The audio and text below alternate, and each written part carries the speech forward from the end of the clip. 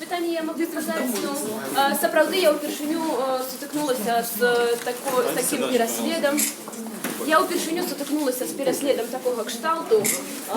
Вось, для мяне гэта новая з'ява, бо я не працавала, напрыклад, у 11-м годзе, я яшчэ была маленькая тады. Я пачала ў 14-м, калі былі перыяд так званай лібералізацыі і адлігі. Ну вось цяпер мы бачым адваротны эфект. Вось, таму вялікі дзякуй яшчэ раз усім за падтрымку, і я працягну займацца журналістыкай, і, як я кажу, трансляцыя працягваецца. Дякую вам.